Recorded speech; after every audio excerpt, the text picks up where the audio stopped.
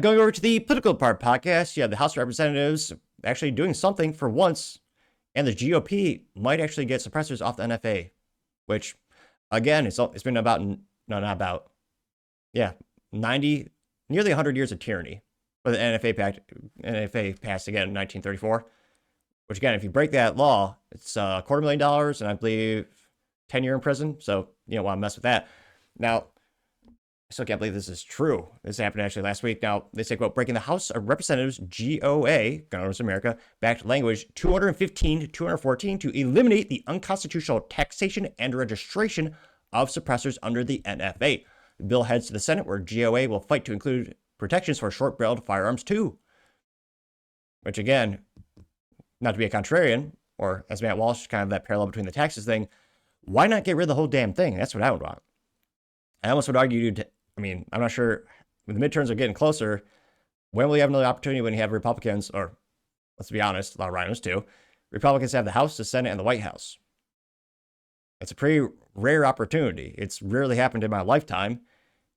And why not go for the whole thing? It's been almost 100 years of tyranny. Get rid of that crap. Now, if you're not familiar with the NFA Act, it is the unconstitutional crap that was passed again in 1934 called the National Firearms Act.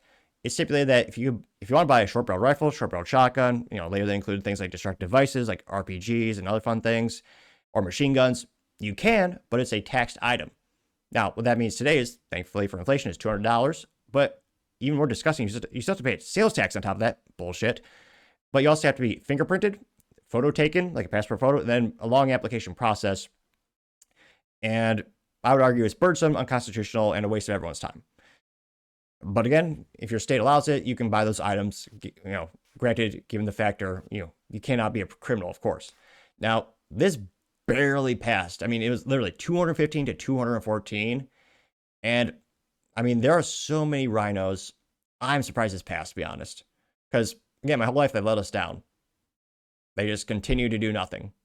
Now, this would be great. Again, especially suppressors. I would argue they're a vital safety item because tinnitus is a real thing, and a lot of people, especially firearm enthusiasts, they get it later in life, and it's a pain. Even with hearing protection like earmuffs, suppressors make it much, much more safer, and to be honest, much, much more fun to shoot.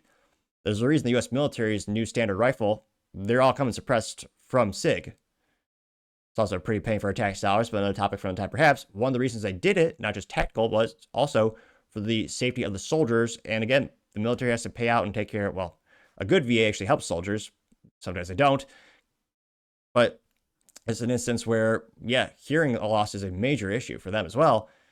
So there are many reasons why suppressors of all things should not be, on that damn list. And this should have gotten more popular. And we'll see what happens when it goes to the Senate. But it got about 500,000 views and 7.1 thousand likes.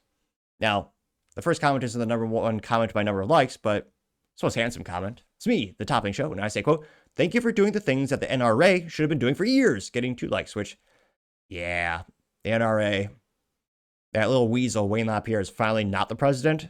So I might actually donate to them someday again. But the NRA, what a bunch of weasels. They do some great protection in terms of, safeties, tutorials, and courses and stuff like that. But in terms of fighting for gun rights, they are as weak as France, which, again, William LaPierre is a Frenchman.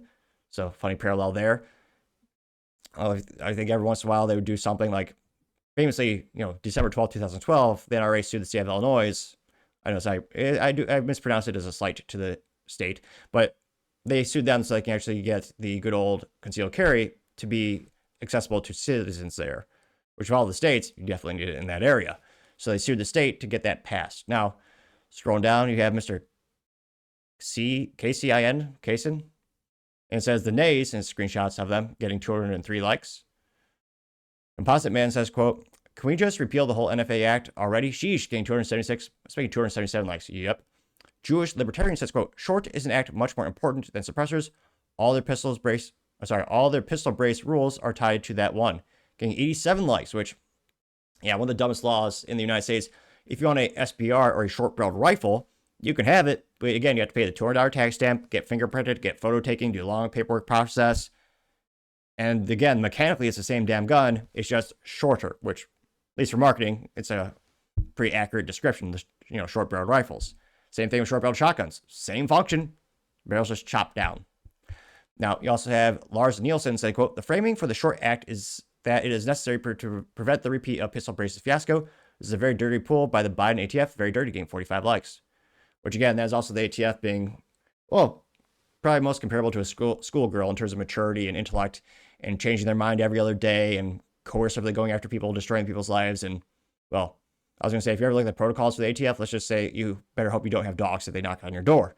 Well, I was going to say the whole pistol brace thing, again, that's an instance where if you had a AR-15 pistol or, any pistol variant of rifle, if you put the brace on at the time where the patent holder submitted to the ATF request to confirm it would not turn it into a short-barreled rifle.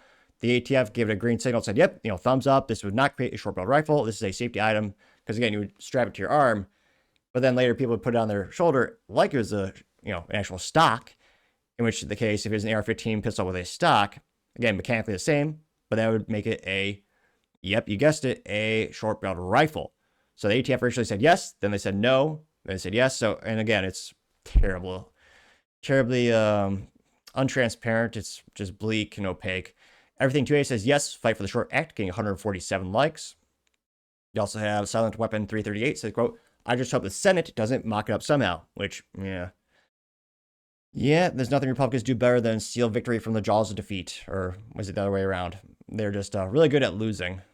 So again, this is great news. I don't mean to sound so pessimistic or negative. It's just my whole life, it has been such a pain to get your hopes up. And then every time, literally every time, Republicans and politicians be like, oh no, we're actually not that pro-gun. There's been some small victories on a state level in terms of more states do allow constitutional carry, and more of them are bolstering gun rights in certain metrics in that regard. But again, from a federal level, I mean, shoot, we haven't had too many wins for a while, and this would be one of the biggest wins in my life. Well, 90 plus years is in my lifetime for certain. And yeah, let's just say, I mean, this would be great if you at least get the suppressors off the NFA Act. Because again, not just the paperwork process, it takes, well, if you buy as an individual versus a trust, the process could take anywhere from, I mean, if it's an individual, I've heard as little as a week, but also 6 months to 9 months. Now, the theory is that the ATF is, they don't want you to have your rights, so they're purposely slow and stupid. A lot of people just say that's the government in general. They're not being malicious, they're just inept. I always debate with my friends if the ATF is intentionally slowing that process down, but also has to do with the U.S. Treasury Department, because again, is a tax, which used to be an actual tax stamp you would receive. Now it's mostly digital. But let me know your thoughts. Are you optimistic this will actually get passed? And I was going to say, do you think? I was going to say I don't think suppressors should be required, but I mean, are you a fan of suppressors? To me, that just makes pretty much every gun more fun to shoot. I mean, shoot, there's some guns so miserably loud and the recoil so much. Suppressor is almost, well, I don't say it's mandatory to use it, but let's just say there's certain things I don't shoot without a can on it, or as some people call it, suppressor. But let me know your thoughts, because as always, be fascinated to hear what you have to say. Thank you, everyone, for taking time to tune in today. Again, try to get to 5,000 subscribers by the end of the month. So if you click that button, I greatly appreciate it. Also, give me a thumbs up, thumbs down, or comment. It's a great way to give me some additional feedback, letting me know how I can make the show better and better. Lastly, don't forget to take time to tell your family, tell your friends, tell your coworkers, heck, tell your enemies, tell anyone, everyone. Just stay safe and fight the good fight.